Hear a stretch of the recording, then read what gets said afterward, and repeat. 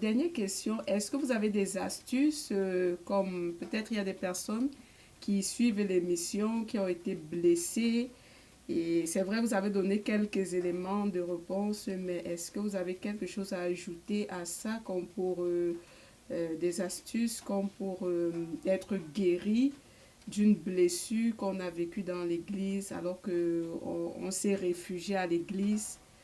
Est-ce que vous avez un mot à dire par rapport à ça? Oui, donc concrètement, moi je suggère cinq façons de faire, cinq attitudes à toute personne qui est blessée dans l'église ou par l'église. La première attitude, c'est d'éviter le déni. Parce que la blessure, ça fait mal. Vous ne pouvez pas espérer guérir d'une blessure que vous cachez. Et il y a des gens qui se cachent à eux-mêmes leurs propres blessures. Il ne faut pas.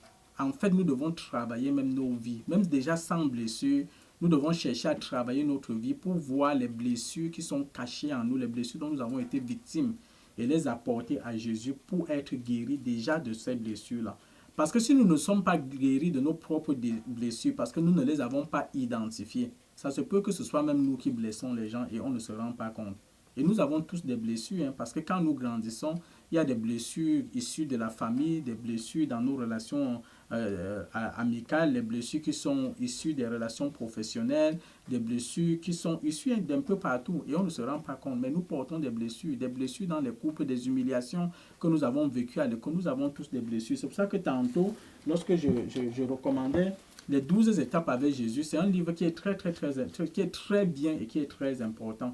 C'est vraiment une approche chrétienne de la guérison, de l'identification et de la guérison des blessures. Parce que ça te permet de découvrir toi-même ton histoire. Il y a des personnes qui grandissent, ils ne connaissent même pas leur propre histoire. Et d'autres pensent qu'ils connaissent leur histoire, mais ils ne connaissent pas l'implication des choses dans lesquelles ils ont été engagés. Et d'autres ne connaissent même pas les conséquences des choses dans lesquelles ils ont été engagés. Lorsqu'un enfant grandit et qu'il a été rejeté par son père et qu'il a été rejeté par sa mère, ce n'est pas sans conséquence sur sa vie et ça ne sera pas sans conséquence sur son couple. Lorsque quelqu'un a traversé les déceptions amoureuses dans sa vie, une, deux, trois déceptions amoureuses, et demain il rencontre quelqu'un qui l'aime et il épouse la personne, c'est impossible que ce soit sans conséquence sur cette relation amoureuse-là.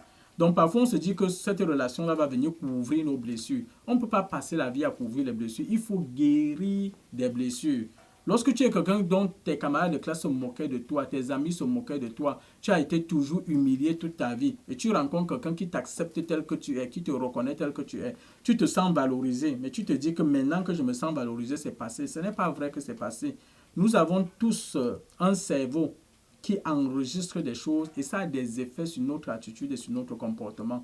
Donc, c'est important que chacun connaisse son histoire. Et la meilleure façon de connaître son histoire, c'est d'écrire son histoire. Il faut l'écrire, il faut écrire ton histoire. Comment tu es né, comment tu as grandi, qu'est-ce que tu as rencontré, qu'est-ce que tu as traversé. Et pendant que tu vas écrire, tu vas voir des choses qui t'ont fait mal dans tes relations avec tes parents, dans tes relations avec tes frères et sœurs, dans la famille, dans les relations. Et tu vas voir comment tu t'es comporté à l'égard de ça. Parce que ça développe les attitudes, ça développe les comportements. Et ces comportements-là, on est susceptible de les reproduire dans la société. Alors, vous avez par exemple dans les couples des personnes qui sont extrêmement prudents. Alors que de l'autre côté, vous avez quelqu'un qui est extrêmement ouvert dans l'amour. Mais même dans l'amour, la personne est prudente. Et quand vous allez aller sonder la vie de la personne, vous allez voir que la personne a passé toute sa vie dans les déceptions. Dans les déceptions. Et si elle n'est pas guérie de ces déceptions-là, elle va frustrer l'amour que l'autre lui apporte. Donc, c'est important de connaître sa propre histoire et d'exposer ses blessures. Et donc, quand on est victime d'une blessure, comme je disais, la blessure vient nous montrer qu'il y avait une autre blessure. Et si je porte, par exemple, cette belle chemise que je porte alors que j'ai des blessures partout à l'intérieur, personne ne verra jamais ma blessure. Ça veut dire que je vis avec mes blessures, je fais semblant de sourire, mais la blessure est toujours là. Mais quand tu vas à l'hôpital, tu ne peux pas cacher ta blessure. Donc, il faut venir à Jésus avec sa blessure. Il faut passer l'étape du déni. Il faut être nu devant le Seigneur. Il faut que ta blessure soit exposée et que tu recherches la guérison à ta blessure. Maintenant, il faut vivre sa douleur parce que ça fait mal. Si tu ne vis pas ta douleur, tu veux supporter la douleur. Mais à un certain moment donné, tu vas exposer. Tu vas exploser. Donc, il faut éviter le piège, comme je disais tantôt, des commérages, des murmures et du jugement. Oh, je suis allé là-bas, ils m'ont traité comme ça, voilà comment ils sont, je ne savais pas qu'ils sont comme ça, j'espérais que et tout. Non, quand on vient à l'église, on vient pour chercher Dieu en premier. Et comme j'expliquais tantôt, il faut comprendre que l'église est formée des êtres humains, des gens qui sont en devenir, des gens qui travaillent pour devenir. Il y a des âmes sensibles, il y a des personnes matures, il y a des personnes mal affermies. Donc c'est clair que si tu tombes entre les mains de quelqu'un mal affermi, tu peux à cause de cette personne-là croire que toute l'église est comme ça. Ce n'est pas vrai que toute l'église est comme ça. Ce n'est pas parce que tu as été déçu par une personne, fût-il le pasteur, que ça veut dire que la communauté chrétienne est comme ça. De toute façon, la référence qu'il faut avoir, c'est Christ. La référence qu'il faut avoir, c'est Jésus-Christ. Il faut toujours se dire, est-ce que c'est Dieu qui m'a déçu? Est-ce que c'est Dieu qui m'a déçu? L'église peut te décevoir en tant que bâtiment, en tant que famille, mais Christ ne t'a pas déçu. Nous sommes déçus dans l'église, comme on peut être déçu dans nos familles, comme on peut être déçu au travail, comme on peut être déçu dans une communauté dans laquelle nous sommes. On peut être rejeté, abandonné par nos familles, mais Dieu, lui, ne nous abandonne jamais. Et l'exemple de Jésus-Christ doit toujours être l'exemple suprême que nous devons avoir. La deuxième des choses que je suggère, c'est de ne jamais dramatiser sa blessure. Parfois, on a une blessure et c'est comme la fin du monde. On est prêt à aller se jeter au bord du fleuve parce que j'attendais tout de tout le monde, mais je n'attendais pas que ce soit le pasteur, le frère ou la sœur là qui me fasse ça. Non. La blessure, c'est comme une poignée de sel. Si vous prenez une poignée de sel, une poignée pleine de sel, vous mettez dans cette bouteille d'eau, vous la buvez, elle va être salée. Mais si vous prenez une poignée de sel que vous jetez dans la mer, vous puisez l'eau de la mer, vous buvez, vous allez voir que en fait, c'est comme c'est sans effet. Ce n'est pas pour dire que la blessure, il faut l'amoindrir, il faut dire que c'est rien. Non, c'est quelque chose parce que ça fait mal, on ne s'y attendait pas. Mais il ne faut pas aussi croire que c'est la fin. Il ne faut pas croire que c'est la fin de sa vie. On est prêt à mettre fin à sa vie parce qu'on est déçu par un être humain, par un homme. Qui sait si Dieu n'a pas meilleur pour toi? Qui sait? Quelqu'un peut t'abandonner aujourd'hui parce que Dieu a meilleur pour toi aujourd'hui. Quelqu'un peut te rejeter aujourd'hui parce que Christ a les bras ouverts pour toi. Une opportunité peut passer aujourd'hui parce que Dieu a meilleur pour toi aujourd'hui. Quelqu'un peut te dire quelque chose aujourd'hui qui te fait mal, mais parce que Dieu veut que tu ailles traiter ça aujourd'hui. Donc, moi, quand je commençais à perdre mes cheveux, peut-être si quelqu'un m'avait insulté, que mais, regarde, tu deviens chauve. Peut-être que je serais allé chercher les solutions avant que ça ne progresse pour être comme ça. Je ne regrette pas ma calvitie, hein, c'est juste un exemple pour dire qu'il y a des choses que parfois ça peut nous amener à aller chercher loin. Les humiliations, par exemple, dans le travail, on les subit. Quand tu as ton patron qui te dit, oh, tu es nul, tu ne sais rien faire, tu ne connais rien dans tel logiciel. Mais si tu veux juste arrêter à cette parole du patron, là, c'est vrai, c'est très humiliant. Mais va donc apprendre Excel, va donc apprendre le logiciel. Et puis la deuxième fois, quand tu viendras présenter ton travail, il va être étonné. Donc, ça nous permet aussi d'aller chercher, d'aller de perfection en perfection. Et à chaque fois qu'on dit que tu n'es rien, mais va chercher quelque chose pour dire que tu es cela. Et à un certain niveau, on trouvera que tu n'es... Mais il n'y a plus rien de tout ça, mais tu es devenu compétent. Donc, Dieu nous appelle aussi à ça. Dieu nous appelle aussi à ça, à utiliser toutes ces situations-là pour progresser. Ton pays peut te rejeter, tu pars dans un autre pays, tu deviens, je ne sais pas moi, premier ministre, président, excellent et tout. On peut te rejeter dans une école, ici tu vas dans une autre école, tu es meilleur. Ton patron peut même te chasser de ton travail parce qu'il trouve que tu ne vaux rien. Tu deviens employeur, c'est-à-dire tu crées ton entreprise. On a des témoignages de cette nature-là. Donc il ne faut jamais, jamais, jamais prendre sa situation pour chaotique, pour l'impossible. La banque peut te refuser un prêt en te disant qu'on pense que tu ne peux pas, tu n'es pas capable de gérer les finances et tout. Mais tu peux sortir, tu collectes l'argent à tes amis, tu bâtis quelque chose et tu deviens le client principal de la banque par après. C'est des témoignages qui sont réels et qui sont vrais. Donc il ne faut jamais se limiter à ce que l'homme dit sur ta vie, à ce que l'être humain peut dire sur ta vie, fut-il une communauté. Il faut toujours savoir que Dieu a une vision plus large et plus grande de qui tu es et de ce que tu es. Et l'ennemi va toujours chercher à humilier les enfants de Dieu, surtout ceux qui ont une destinée, à leur montrer qu'ils ne sont rien, qu'ils n'ont aucun avenir. Mais regardez bien dans la parole de Dieu. Vous allez voir que tous ceux qui avaient un grand avenir avec Dieu, il y a un livre dessus que j'ai écrit qui va paraître, La gloire des méprisés. Tous ceux que Dieu a bénis et qui a élevé, l'ennemi a essayé de tout faire pour leur montrer qu'ils n'étaient rien. Montrer à Moïse qu'il n'était qu'un criminel, il n'est rien, sa vie est finie, c'est terminé et tout, mais c'est Moïse qui devait faire sortir le peuple d'Israël. Montrer à Joseph qu'il n'était rien, il a été accusé même d'avoir violé, d'avoir commis l'adultère, d'avoir violé la femme de son patron Potiphar. Il a fini dans le fond de la prison, là où personne ne le connaît, dans un pays étranger où il était sans papier. Mais c'est lui qui allait sauver toute l'Égypte entière. Sa famille venait même en seconde position. On voit la vie de la mère de Samuel où l'ennemi passait le temps à lui dire qu'elle n'est rien, elle est stérile, elle n'aura jamais d'enfant, elle ne peut pas avoir d'enfant, elle aussi des enfants, on voit et tout. Mais on voit comment Dieu a fait, Dieu lui a donné Samuel, la Bible dit qu'il n'y a pas eu de plus grand prophète en Israël que Samuel. Donc tous les enfants de Dieu, l'exemple du Seigneur Jésus, c'est l'exemple ultime, où les Juifs l'ont jalousé, ont trouvé que, on l'a même insulté de Samaritain, de Belzébul, on l'a réduit à rien, flagellé, battu, et même quand il est mort, ça ne les a pas suffi. Il a fallu qu'ils humilient même son corps en mettant les gardes sur la tombe pour que son corps ne ressuscite pas. Mais on ne pouvait pas le garder dans le tombeau. Dieu lui a rendu justice. Donc Dieu est ultimement notre justice. Et c'est pour ça qu'il faut toujours voir sa vie grande en dépit de toute forme de rejet, d'abandon, d'humiliation, en dépit de toutes sortes de blessures qu'on peut avoir. Il faut savoir que Dieu peut nous guérir, il peut nous restaurer, il peut nous rendre plus grands que le traitement que nous recevons des êtres humains aujourd'hui. La troisième des choses que moi je conseille toujours, donc je parlais de se détourner de la colère, du jugement, de la condamnation des gens. Et la troisième des choses, c'est d'exercer la miséricorde.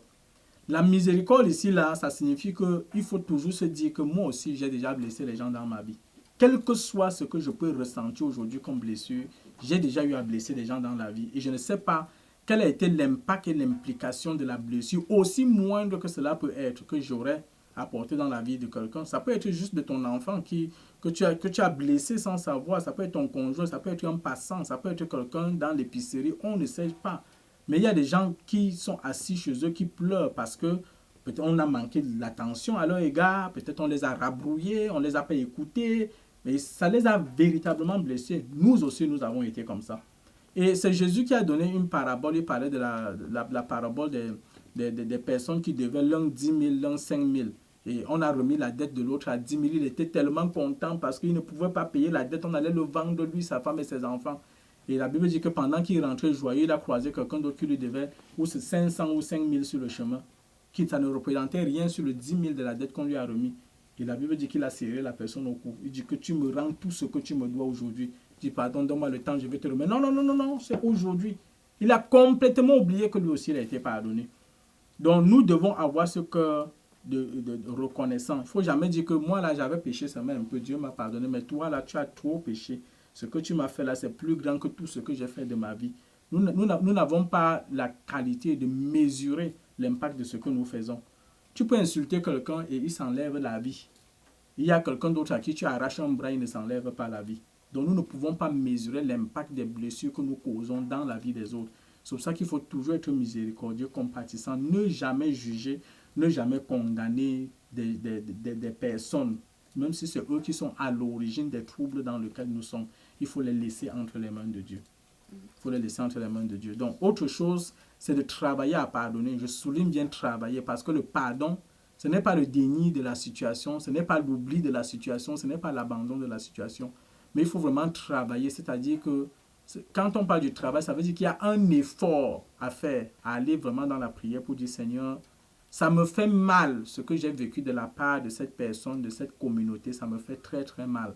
Mais je prie que tu m'aides à pardonner. Et le pardon a tout un processus. C'est-à-dire que Dieu peut t'aider à comprendre que la personne a agi par ignorance. La personne a agi sous l'influence des mauvais esprits. La personne a agi parce que Satan voulait l'utiliser pour te détruire. Et quand tu comprends ces choses-là, c'est-à-dire que c'est la perspective de l'avenir que Dieu te donne qui te permet de pouvoir pardonner ce que tu es en train de voir aujourd'hui. Parce que tant que tu n'as pas vu la perspective de la guérison, de l'avenir que Dieu a pour toi, tu auras toujours l'impression que sans cette blessure-là, ta vie aurait pris un autre sens, un autre coup, et que c'est ça qui t'a retenu là. Mais parfois, Dieu te montre que non, malgré ça, même comme ça a été fait comme ça, moi, j'ai autre chose pour toi. L'exemple de Joseph nous le montre. Joseph avait déjà vu l'avenir que Dieu avait pour lui. Il était capable de pardonner à ses frères et de comprendre. Lui-même l'a dit, vous avez fait ce mal-là, mais Dieu l'a transformé en bien. En fait, si les frères de Joseph ne l'avaient pas vendu, peut-être, on ne sait pas comment il allait arriver en Égypte, peut-être Dieu avait un autre moyen. Mais la Bible nous montre que le fait qu'ils l'ont vendu, ça a permis que Joseph entre en Égypte sans même avoir de visa à l'époque. C'est comme si quelqu'un partait au Canada, aux États-Unis, il n'avait même pas moyen de faire son visa, mais parce qu'on l'a vendu, on l'a forcé, on l'a rejeté, on l'a humilié, on l'a abandonné. C'est ça qui lui a permis. Et quand vous lisez cette histoire-là, on voit la providence de Dieu parce que la première destination où Joseph était allé chercher ses frères, s'il les avait trouvés là-bas, peut-être là-bas on allait le tuer. Mais Dieu a permis que ce soit dans cet autre endroit où il y avait le puits. Pendant qu'on le sort du puits, il y a le marchand qui passe. L'idée de l'argent leur vient, ils le vendent. Donc, la main de Dieu, eux, ils avaient le mal qu'ils avaient planifié, mais la main de Dieu opérait en arrière de ce mal-là pour que Dieu était en train de tout transformer. La femme de Potiphar qui a fait mettre Joseph en Égypte, la provision divine, il fallait que Joseph soit mis dans cette prison-là, rencontre les personnes qui étaient là, qui parleront de lui au roi à un certain moment donné. C'est pour ça que je dis que l'attitude est très importante lorsque nous traversons des épreuves. Il y a des grands prédicateurs à qui on avait dit que tu ne sais même pas parler. Et tu dis que Dieu t'a appelé pour prêcher, alors que même la parole, tu n'as pas.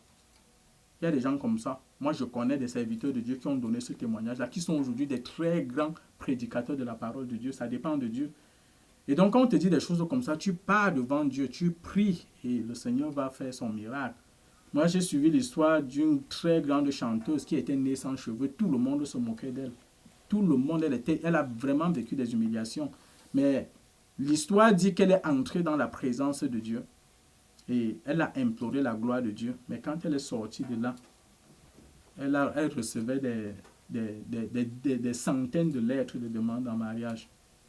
Donc, il faut toujours exercer la miséricorde et travailler fort pour pouvoir pardonner et se rassurer qu'on a véritablement pardonné et qu'on a laissé les choses entre les mains de Dieu. Et maintenant, il faut faire confiance en Dieu. Parce que non seulement Dieu guérit, mais comme nous avons vu, il a le pouvoir de changer nos blessures en bien. Et il faut prier pour que ta blessure serve de pédagogie. Non seulement pour prévenir, mais pour guérir aussi les autres. Il y a des choses qu'on a vécues qui ont fait très mal, des choses qu'on a traversées. Mais aujourd'hui, quand certaines personnes veulent les vivre, on est capable de leur éviter la situation. Et on est capable aussi de rencontrer ceux qui traversent la situation pour leur dire, j'ai traversé ça et le Seigneur m'a sorti de là et aujourd'hui, je suis ce que je suis par la grâce de Dieu. Donc, c'est très, très important de toujours rechercher à être un vase entre les mains de Dieu. Nous laisser construire, parce qu'il faut toujours se tourner vers Dieu pour demander le soutien de son esprit, la sagesse et l'orientation à prendre. Parfois même, ça prend des ressources, c'est-à-dire qu'il faut aller rencontrer peut-être des psychologues, des personnes qui font dans la relation d'aide pour qui t'accompagnent dans le processus de ta guérison. Mais il ne faut jamais laisser une blessure sans la guérir, parce qu'une blessure qui n'est pas guérie, c'est une blessure qui peut s'infecter, c'est une blessure qui peut causer beaucoup d'autres dommages. Donc, autre chose que je voudrais ajouter, ne jamais abandonner la foi. C'est l'apôtre Pierre qui a dit à Jésus, lorsque tout le monde était blessé par les paroles même de Jésus, parce que Jésus a dit que si vous ne mangez ma chair, si vous ne buvez mon sang, les autres ont dit que c'est même quelle parole. La Bible dit que beaucoup l'ont abandonné. Et Jésus s'est retourné vers ceux qui ont dit, mais pourquoi vous ne partez pas? Et Pierre dit que Seigneur, à qui d'autre irons-nous? Tu as les paroles de la vie. Donc tu ne peux pas quitter la maison de Dieu. Comme on a vu, comme je parlais tantôt en anecdote, en exemple, tu ne peux pas quitter ton médecin parce qu'un malade s'est moqué de toi. Il ne faut jamais quitter la foi chrétienne, dire que j'abandonne Dieu à cause d'un homme. J'abandonne Dieu à cause d'un homme. J'abandonne l'église à cause d'un homme. Il faut toujours se poser la question, est-ce que j'abandonnerai mon foyer parce qu'il y a eu un problème? Est-ce que j'abandonnerai ma famille parce qu'il y a eu un problème? Est-ce que je quitterai mes enfants parce qu'il y a eu un problème? Est-ce que je quitterai mon travail parce qu'il y a un problème? Et dans ces questions que je pose là, il y a des cas qu'on peut. Il y a des travaux. Parfois, tu peux travailler quelque part. C'est too much, comme on dit. Il faut que tu quittes. Donc, ça là, ce n'est pas pour dire qu'on est prisonnier dans une église locale. Ce n'est pas ce que ça veut dire. Parfois, ça fait du bien de juste se retirer du milieu de l'être humain. Sortir du milieu conflictuel parce que la douleur est présente. Mais souvent, moi, je dis, tant que le problème peut être résolu avant de quitter, il faut le résoudre avant de quitter. Mais oui, parfois, Dieu peut permettre une situation parce qu'il veut que tu quittes pour te réfugier ailleurs. Mais il faut toujours trouver le refuge dans le Seigneur, dans la maison de Dieu. Toujours. Ne jamais se fâcher contre Dieu, renier la foi, abandonner la Bible parce que tu as eu un problème avec un être humain. En fait, l'objectif des blessures pour Satan, c'est de te faire abandonner la foi. C'est de t'amener à mettre Dieu à la place de ceux qui t'ont déçu, t'ont découragé. T'amener à abandonner la Bible parce que c'est ton âme qu'il recherche. Donc, il faut que ton âme soit en sécurité dans la main de Dieu. Quelle que soit l'attitude et l'action que tu peux avoir, veille à ne pas avoir un problème avec Dieu, avec le Saint-Esprit et avec l'Église, parce que l'Église, c'est une communauté thérapeutique. Tu peux quitter pour aller dans un autre milieu chrétien où tu sais que tu vas avoir l'encadrement qu'il faut pour trouver la guérison. Mais ne jamais abandonner la foi chrétienne parce qu'il n'y a pas de solution pour ta blessure ailleurs. Jamais blâmer Dieu. Toujours travailler à pardonner. Rechercher la sagesse. Acquérir la prudence. Se laisser former comme une colonne dans la maison de Dieu. Donc, dans Apocalypse 3, le verset 12, ça c'est le verset que je laisse à toute personne qui a été blessée. Apocalypse 3, verset 12, le Seigneur dit que celui qui vaincra, je ferai de lui une colonne dans le temple de mon Dieu et il n'en sortira plus.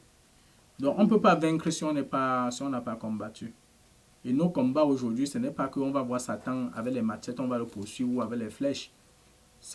Il va toujours utiliser les âmes mal affermies pour essayer de nous décourager. Le combat spirituel, ça tourne toujours autour de ça. Des gens qui nous jugent, des gens qui nous humilient, qui nous rejettent, des gens qui nous abandonnent, qui nous traitent de tout ce genre de choses. Et le Seigneur dit qu'à celui qui vaincra, je ferai de lui une colonne dans le temple de mon Dieu. Quand tu es une colonne dans le temple de Dieu, ça veut dire que les autres te voient. Tu es un appui solide. Les autres peuvent s'appuyer sur toi. Tu es une orientation. Et c'est ce que Dieu veut faire de chaque personne qui peut traverser des moments aussi difficiles. C'est très douloureux d'être blessé par l'Église. Mais être blessé par l'Église ne veut pas dire que Dieu te blesse. Ne veut pas dire que Christ t'a blessé. Au contraire. Tu peux être blessé par les hommes, mais Dieu veut faire de tes cicatrices un témoignage vivant. Et Christ porte les cicatrices dans ses mains. Il porte des cicatrices sur son pied. Et c'est ces cicatrices qui font de lui notre héros. Et il veut faire de nous des héros, nous aussi. Amen. Merci, pasteur, pour toutes ces astuces. Chers auditeurs, j'espère que vous êtes bénis, que vous êtes édifiés par tout ce qui est dit et que vous avez trouvé des solutions à qu'est-ce que vous pouvez avoir vécu comme blessure dans les églises. Donc, nous sommes arrivés au terme de notre émission. Si un homme demande beaucoup d'argent pour nous aider à sortir d'une situation. Que si un homme nous demande beaucoup d'argent pour sortir d'une situation. Ok. La question est très, très, très délicate. Et ce que je veux dire, c'est que toutes les pratiques que nous devons rencontrer dans l'Église aujourd'hui, normalement, nous devons trouver des fondements bibliques à ce que nous faisons. Donc, c'est Dieu qui sort des situations. Donc, comme j'ai expliqué, quelle que soit l'onction d'un homme, la puissance d'un serviteur de Dieu et tout, comme le Seigneur Jésus l'a dit, si Dieu ne guérit, celui qui guérit, guérit en vain. Si Dieu ne sauve, celui qui sauve, sauve en vain. Dieu est celui qui nous sort des situations. Maintenant, les pratiques qui se passent dans les différentes confessions religieuses, dans les doxologies et tout, bon, moi, je ne peux pas les juger. Je ne peux pas juger les pratiques que les uns et les autres font dans le cadre de leur mission. Pour ce qui nous concerne en tant que pasteur, en tant que serviteur de Dieu, la pratique que nous encourageons, c'est la pratique qui se trouve dans la parole de Dieu. Alors, je ne sais pas, est-ce que Jésus prenait de l'argent pour guérir des personnes? Bon, moi, je n'ai pas lu ça dans la parole de Dieu. Est-ce que vous ne devez pas donner l'argent à votre pasteur s'il vous demande de l'argent? Mais ça doit être libre à vous de dire je donne l'argent à mon pasteur parce qu'il me l'a demandé ou je ne lui donne pas de l'argent. Mais du moment où il y a la contrainte, c'est à réfléchir. Parce que quand il y a la contrainte, il faut bien se poser la question. Dieu ne nous contraint à rien. Et les dons de Dieu ne sont pas des dons qui sont faits pour être marchandés ou pour être vendus. Donc, je ne veux pas vous mettre en conflit avec l'homme de Dieu en question ou le pasteur en question et tout. Mais moi, je vous refais à la parole de Dieu. Et ce que je dis, c'est que Dieu ne nous demande pas de l'argent pour nous guérir. Dieu, c'est un Dieu de grâce. Jésus n'a demandé l'argent à personne pour le guérir. Maintenant, les pratiques qui se font dans les confessions religieuses, moi, je ne les juge pas, je ne les condamne pas parce que ils ont les bases sur lesquelles ils travaillent. Mais pour ce qui me concerne personnellement, moi, je ne demanderai jamais de l'argent à quelqu'un pour pouvoir prier pour la personne parce que c'est Dieu qui peut le sortir de sa situation. Donc ça, c'est la réponse que je peux donner à cette question-là. Maintenant, inbox, vous pouvez nous écrire si vous avez besoin d'autres conseils, d'autres astuces. Nous pouvons toujours vous aider, mais on va prier pour votre situation. Et prier pour clôturer également l'émission. Ok, donc, pasteur, je vous donne la parole pour la prière de fin et prier éventuellement pour notre auditeur. D'accord, merci beaucoup. Donc, n'oublions pas que le Seigneur est celui qui juge le monde avec justice. C'est le psaume 96, le verset 13. Dieu est celui qui juge avec fidélité. Donc, quelles que soient tes blessures, fais confiance à Dieu. Seigneur, je te rends grâce pour l'émission d'aujourd'hui et je commence par implorer ton pardon et ta miséricorde, le pardon de l'Église, le pardon des serviteurs de Dieu envers toutes les personnes que nous avons frustrées, que nous avons blessées, que nous avons ruinées, le pardon pour tous tes enfants, pour ton Église, parce que nous blessons même sans savoir, Seigneur, par nos paroles, par nos actions, par notre conduite. Je prie pour le pardon au nom de Jésus. Je prie pour la guérison des personnes qui ont été blessées, que tu les accompagnes dans le processus. Seigneur, merci pour cette question qui nous a été posée, Seigneur Papa, en ligne. Et comme Seigneur, j'ai répondu, nous ne jugeons pas les pratiques dans les confessions religieuses. Dans le cadre de notre émission, nous sommes tes enfants et nous demeurons dans le cadre de ta parole. C'est ta grâce qui sauve, c'est ta grâce qui guérit. Et ta grâce, Seigneur Papa, n'est pas une grâce que nous pouvons mériter, ni une grâce que nous pouvons acheter. Seigneur, c'est pour ça que je prie pour cette personne, que tu la sortes de sa situation. Tu n'as pas besoin de l'argent pour la sortir de sa situation. Et tu es capable de la sortir de sa situation. Que ta main puissante sorte cette personne de sa situation. Que tu la délivres, Seigneur, au nom de Jésus-Christ de Nazareth. Et dans l'esprit de la liberté, si elle veut apporter de l'argent à son église ou à son pasteur, que cela se fasse dans la liberté et dans la joie, sans aucune contrainte. Parce que, Seigneur, tu n'appelles pas à la contrainte, Seigneur, pour donner. Seigneur, que ton nom soit béni et glorifié. Au nom de Jésus-Christ. Amen.